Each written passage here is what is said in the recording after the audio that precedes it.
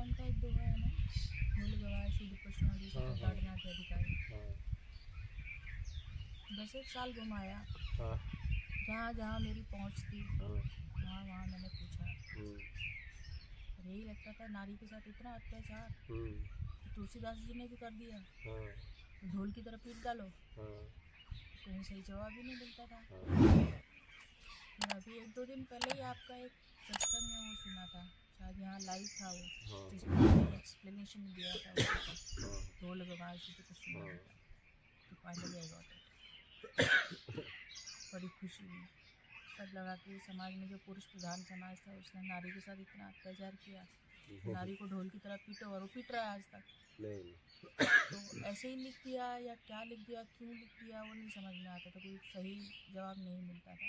Finally आपको उस दिन वीडियो देखा, सुना, मिला, तब समझ में आया कि क्या है, कि नारी अलग नहीं है, नर अलग नहीं है। नहीं, नहीं, ये तो जब आपको चाहिए, ठीक है,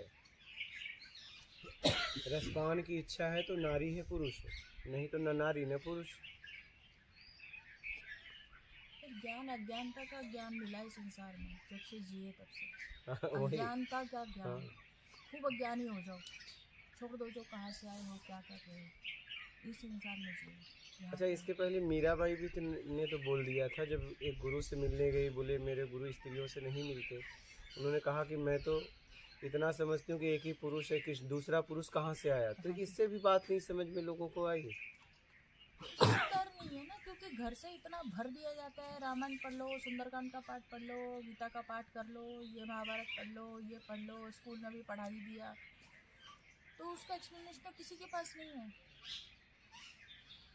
रामचरितमानस में जो आप पढ़ते हैं गा गा के, हाँ देखो मेरी बेटी कितना अच्छे से रामायण पढ़ती है, ये प्रशंसा तो मिल जाती है, पर ये कहाँ मिलता है कि उसमें क्या लिखा है और तुम्हें कैसे पता चला, क्या पता चला तुमको, देखो कितने अच्छे श्लोक बोलती है, ये प्रशंसा तो मिली, कितने अच्छे सुंदर गीत गाती है, कितना सुंदर भजन गाती है, पर भजन के पीछे क्या है, वो जो जानना चाहती है वो कौन दे उसको,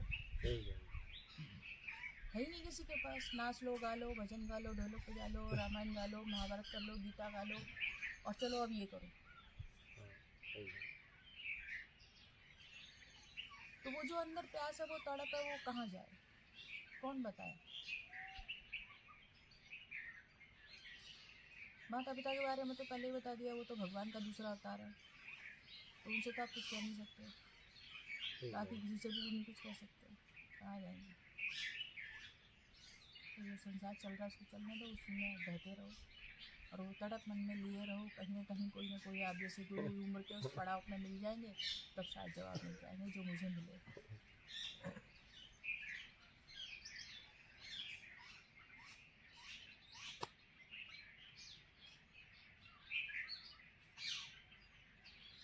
ढोल गंवार पे पूरा आपको जवाब मिल गया ना, कोई संशय है उसमें? नहीं, अब कोई संशय हाँ, नहीं, बहुत संशय रहा, 10-15-20 साल तक रहा, अच्छा, सबके हाथ जोड़े, कोई तो बताओ इसको कि नारी के साथ इतना अत्याचार की बात इसे लिखी कैसे गई इसके अंदर। एकदम,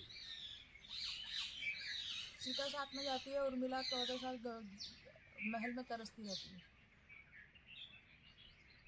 इसके पीछे क्या है कोई साइंस नहीं बताता। एक नारी नारी एक ही, पत्नी एक ही है, लेकिन रूल अलग अलग है, एक पत्नी साथ में जाएगी और एक पत्नी घर पे रहेगी। सीता को गई तो उर्मिला को भी जाना चाहिए था, या उर्मिला घर पे रही तो सीता को भी रहना चाहिए था। ये डिसीजन करेगा कौन, ये पुरुष। तो हमारे मन में तो वैसी ही भावनाओं से बढ़ बढ़ के बड़े बड़े हुए ना, ये अंदर ही अंदर घुटने वाले सवाल है, किससे पूछे। इसके पीछे कुछ और था जो आपसे सुनने को मिला। महात्मा बुद्ध अपनी पत्नी को छोड़ के चले जाते हैं, ये भी एक अत्याचार में और शामिल हो गया कि भाई दिमाग तो वैसे ही कचरे से भरा हुआ था, ये और यशोधरा के साथ भी यही हो गया।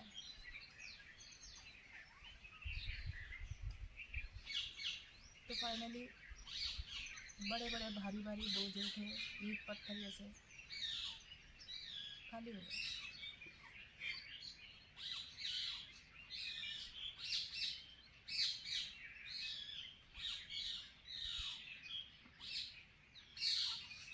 और कोई प्रश्न रहा आपका? अब नहीं रहा। बड़े हाँ। थे, मैं कौन हूँ, कहाँ आप से आई हूँ। आप रही।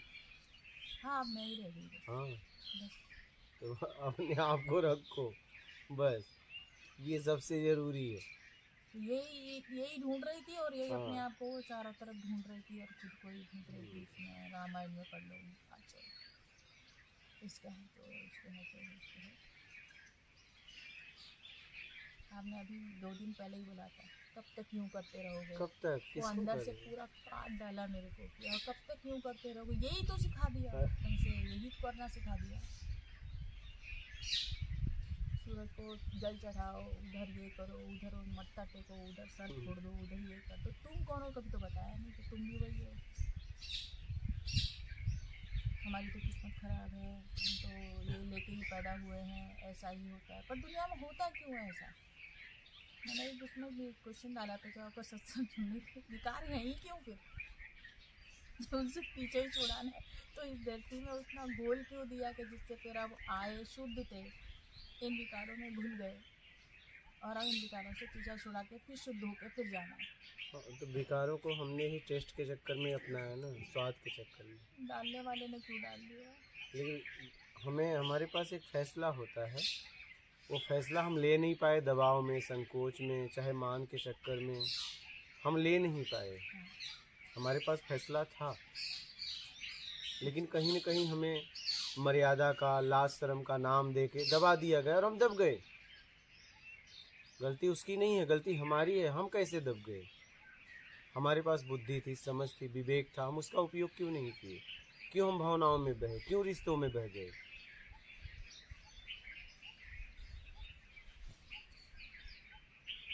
हमारे पास जवाब था, लेकिन हम दब गए। सीता को भी छोटे तो रोका बच्चे गया को था। जब बोल दिया जाता है, छोटे से बच्चे को बोल दिया तो मुझसे बात मत करना, ये अच्छी नहीं है। छोटे से बच्चे को बोल दिया था, अब वो बड़े होकर के तो इनसे बात नहीं करेगा, बड़े होने तक इनके बारे में एक नफरत पैदा रखेगा मन के अंदर। तो इसमें अब बच्चे का क्या कसूर है। हमें क्यों सिखा दिया गया ऐसा, हमें क्यों बता दिया गया ऐसा। ठीक है, कभी तो आपकी समझ मजबूत हुई। नहीं, समझ मजबूत हुई तो समझ मजबूत है, तब तक यहाँ से निकल लियो। वही तो है, लड़ना चाहिए। नहीं, आखिरी सांस तक भी आई नहीं, कई जन्मों तक नहीं आई होगी, मुझे नहीं पता जन्म होते कि नहीं होते, बट जो भी है निकल लिए। फिर जब अगली बार आए तो फिर स्कूल कॉलेज और मार खाते पढ़ते वहाँ तक पहुँचे, और तब तक जब तक शायद समझ आने को थी तब तक फिर निकल लिए। तो अब तो आ गई ना, अब तो सही समय पे आई है समझ। तो प्रश्न तो मेरा वहाँ पे खड़ा है ना कहाँ? कि वहाँ पे उस बच्चे को इतना मारपीट चलो अब तो हो गया, अब तो हो गया, लेकिन अब तो आप वो नहीं रही ना, अब तो मजबूत है ना।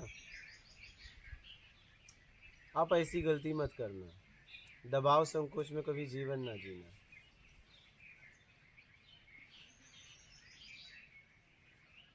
दबाव संकोच में कभी जीवन ना जीना, समझ रही हैं? चाहे वो कोई भी व्यक्ति हो, कोई भी रिश्ता हो, अपनी बात हम जहाँ रख सकते हैं और वो मेरी भावनाओं को समझते हुए देश काल स्थिति परिस्थिति में मुझे जवाब दे रहा है, वहाँ रहिए, वहाँ आपकी उन्नति होगी। और पता चला कि हर वक्त वो बिना रिश्तों में बिना मतलब का मुझे लज्जित कर रहा है, उस जगह उस व्यक्ति का त्याग कर दो। यही नर्क है। नर्क क्या है? जब आप दबाव संकोच में जीवन जीती हैं तो वही नर्क है। कभी भी जीवन में दबाव से, कहीं भी दुनिया में कहीं भी जाओ, कहीं भी जाओ, दबाव संकोच में कभी मत जीना। अपनी बात को पूरी तरह रखना, और आपकी अगर गलती है तो उसे स्वीकार करके क्षमा मांगना, और फिर दोबारा गलती ना करना।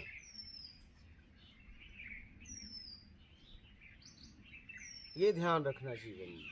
आप कुछ कह रहे थे? मैं ये कह रहा था, सीता को भी जाने नहीं दिया गया था, सीता को भी रोका गया था। सीता ने बोला होगा तभी गई। सीता को छोड़ो, सब बातों में कोई दम नहीं है। यहाँ पे हम इनकी बात कर रहे हैं, सीता की नहीं, राम की नहीं। आपका कल्याण हो जाए उसके लिए काम करो। सीता राम वो आपकी बात कभी किए क्या? वो आपकी बात कभी किए क्या?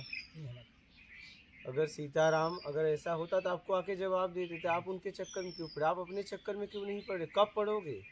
कब पड़ोगे? मैं कह रहा हूँ कि सीता जबरदस्ती गई हो न गई हो, अपने से गई, हमसे क्या मतलब? उससे क्या होगा? गई भी कि नहीं गई? उससे क्या होगा? इससे कुछ होने वाला नहीं है। आपका कल्याण किसमें है उसके लिए बात करो। बात समझ रहे हो? तो कहने का मतलब ये है, मैं ये कह रहा था कि कभी दबाव संकोच में अब तो मत जीना। चलो, जब आप मजबूत नहीं थी, आपको बहुत सारी बातें सिखाई गई बिना मतलब का, कि तुम ये हो, महिला हो, तुम्हें मर्यादा में रहना है, ठीक है, पति परमेश्वर है, वो सब बातें हो गई, ठीक है, ये सब बातें हो गई। और फिर बोलते हैं पार्टनर भी है, फिर बोलते हैं परमेश्वर भी है, ठीक है। मैं तो आपको एक ही बात कहता हूँ, मर्यादा में जियो। क्या? मर्यादा में जियो, और दबाव संकोच में कभी जीवन ना जीना, कोई भी रहे। आपके मर्जी, जब आपकी मर्जी है तभी आपसे कोई कुछ बोल पाए या बात कर पाए या आपके पास बैठ पाए। मर्जी नहीं है तो चाहे कोई भी हो, भैया नहीं है तो नहीं है। दबाव संकोच में कभी भी पास में मत बैठो, बात मत करो, वो नर्क है, नर्क। हमें एक लड़का था यहीं, मैं सुबह यहाँ पे बातचीत करना मना है, तो वो क्या यहाँ 2 जन बात कर रहे थे, मैं दरवाज़ा खोला, देखा तो बात कर रहे थे। हमको 2 दिन से उसको समझा रहे थे, अयोध्या से आया था, महागुरु था। फिर मैं निकला वहाँ, उसका इंतज़ार करने लगा कि ये कब इनकी बात ख़त्म हो और कब मैं इनसे बात करूं, क्योंकि 2 बात करते हैं तो हम जल्दी टोकते नहीं कि भैया अपनी पहले ख़त्म कर लो, दोनों अपनी बात ख़त्म करो तब हम तुमसे बात करेंगे। तो जब इनकी बात ख़त्म हुई तो वहाँ आया, हम कहे आपको 2 दिन से मना कर रहे हैं कि बातचीत करना यहाँ मना है। उसने कहा कि अगर ऐसा है तो कल चला जाऊँगा। मतलब कल क्यों, आज क्यों नहीं? कल तक तुम्हें कौन देख पाएगा? मैं नहीं देख पाऊंगा। क्या? मैं कल तक तुम्हें बर्दाश्त नहीं कर सकता। कल तक कौन देखेगा? कल तक मैं तुम्हें नहीं देख सकता। फिर वो तुरंत अपना बैग भरा और फिर मैंने उससे कहा कि घर जाना। बोले मैं कहाँ जाओगे? बोले कहीं। बोला नहीं, पहले घर जाना, बात मेरी समझ लेना, मैं तुमको समझा रहा हूँ। पहले घर जाना। उसके बाप को इनके मोबाइल से फ़ोन लगवाया, बात कराया, बोला घर जाना और फिर इस नंबर पे फ़ोन करके बता देना, घर वालों से बात करा देना। और घर पहुँचा, फ़ोन करवाया, हमसे मतलब नहीं। अब बात समझ रहे हैं? बालक था, ज़्यादा वो नहीं था, लेकिन फिर भी भटक गया था। कहने का मतलब मेरा ये है, मैं इसलिए घटना बता रहा हूँ कि भैया जब हमारी तुम्हारी नहीं पटी तो फिर हम आप क्यों पास में रहें? क्योंकि वो घुटन देता है, वो नर्क नर्क जैसा लगता है। फिर हम आपको कैसे देख पाएंगे और आप मुझे कैसे देख पाओगे? इसलिए नर्मदे हर और चल अपने अपने घर। तुम कहीं और जी लो, हम कहीं और जी लेंगे। इसीलिए तो दुनिया इतनी बड़ी बनाई है कि घूमते रहो। क्या? हाँ, लग रहा है कि नहीं भैया हमारी आपकी नहीं जम रही है, हम आप साथ नहीं रहेंगे, बात खत्म हो। चाहे कोई भी रिश्ते का वो नाम देकर घुटन में जिंदगी मत जियो, नरक है। ऐसे ऐसे रिश्ते किस काम के? जिस रिश्ते को देख के ही घुटन हो रही है, वो कोई रिश्ता है? वो कोई रिश्ता है?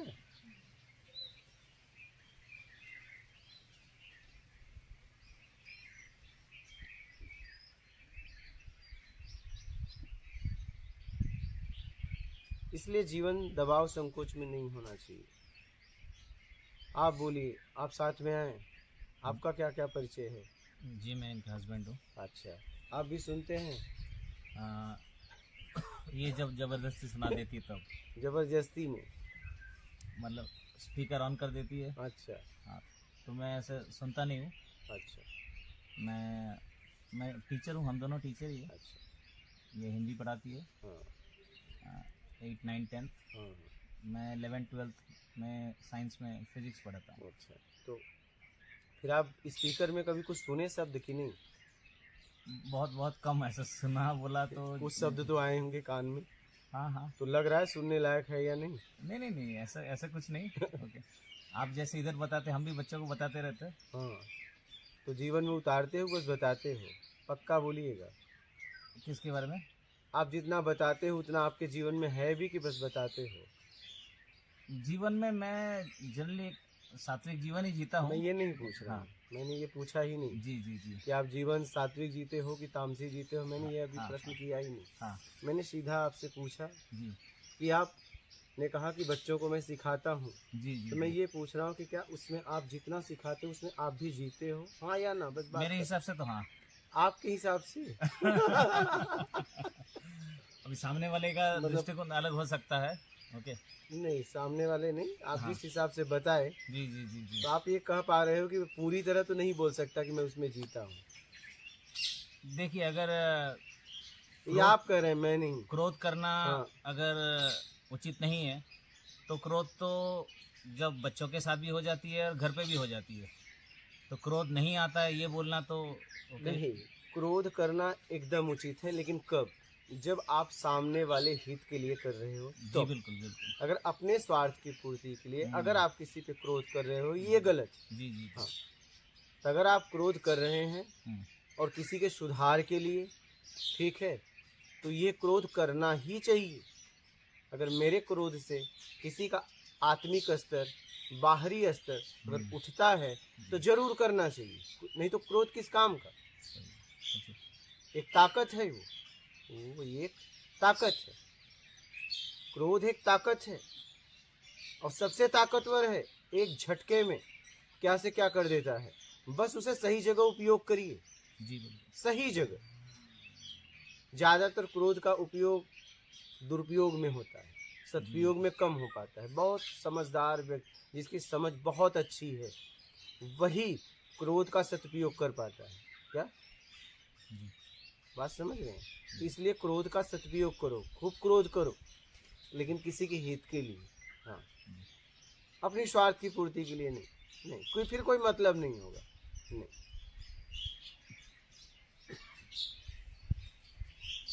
क्रोध करना चाहिए जहाँ तक मैंने समझा। क्योंकि काम अगर करेंगे तो कुछ काम ऐसे होते हैं कि सामने वाला उसे हंसी से नहीं क्रोध से समझता है, तो उस समय हमें क्रोध करना पड़ेगा, नहीं तो समझेगा नहीं। क्या वो समझेगा नहीं? परिवार में तो हस्बैंड वाइफ में क्रोध वाला डिपार्टमेंट तो वाइफ के पास ही ज़्यादातर होता है। जनरली ऐसा नहीं देखा जाता है कि आज के डेट में शहरी ज़िंदगी में कि ऑफिस से हस्बैंड आया और चिल्लाना चालू कर दिया।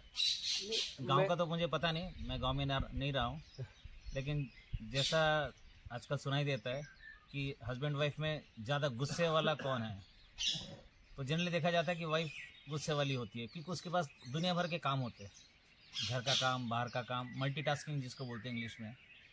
तो शॉर्ट टेम्पर्ड और ये वो ऐसा बोला जाता है कि शायद लेडीज़ लोग आजकल इतना उन पे जिम्मेदारी ज़्यादा है, तो शायद उनको गुस्सा शायद ज़्यादा आता है। मेरे समझ से आपके परिवार के लिए आता है। स्त्री के पास सबसे ज़्यादा अगर कुछ होता है तो संचय। क्या होता है? संचय। पुरुष के पास होता है क्रोध। बात समझ रहे हैं? पुरुष के क्रोध के सामने स्त्री का क्रोध बहुत कम है, लेकिन इनके पास संचय होता है। अब आप क्या है, इनकी जिम्मेदारी बच्चों से लेके पूरा राशन से लेके सब दे दिए हो, पैसे भी चाहिए, तुमसे ज़बरदस्ती पैसा भी मांगनी, तुम्हारे लिए तुमसे पैसा मांगनी, आपके बच्चों के लिए, आपके परिवार के लिए आपसे लड़ाई कर रही हैं। क्या? और सबसे बाद में खाती हैं।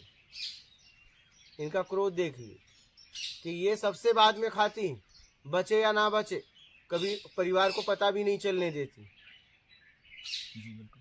तो ये मेरे समझ से, जहाँ तक मैं समझता हूँ, ये क्रोध नहीं है, एक प्यार है। बस ये क्रोध में बता रही है। क्या? लेकिन करें क्या? आप सुनोगे नहीं। क्या? आप सुनोगे नहीं। बात ये है कि आप सुनोगे नहीं। लेकिन आप देखिए कि जब आप क्रोधित होते हो तो चुप भी हो जाती है। क्या? आप ध्यान देना, वो रोज क्रोध करती हैं, लेकिन उनके क्रोध का कोई बुरा परिणाम नहीं आता। लेकिन आप अगर क्रोध करते हो तो आपके क्रोध का बुरा परिणाम आ जाता है। ध्यान दिए कभी? हाँ, नोट करना। वो क्रोध में ही आपके परिवार को संवार रही है। लेकिन आप जब क्रोध करते हो तो कुछ न कुछ आपका नुकसान ही कर बैठते हो। जहां तक पुरुष की बात कर रहा हूं मैं।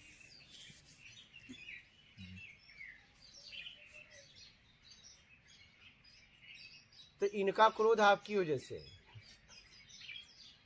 इनका क्रोध आप, क्योंकि घर खर्च सब इन्हें आप दे दिए।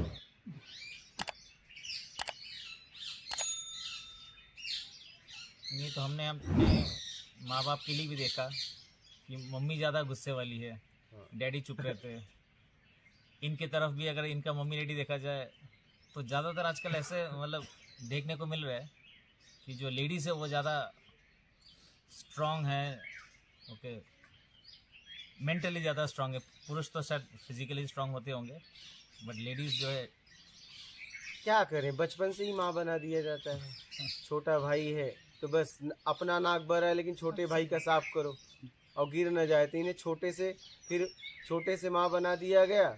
माँ के साथ चूल्हा चौका सब करवाओ। फिर ससुराल आई तो सबसे पहले इनका लक्ष्मी की तरह सम्मान होता है, पैर पूजा जाता है और बाद में नौकरानी बना दिया जाता है। सबसे लास्ट में तुम्हें सोना है, सबसे पहले उठना है। बताइए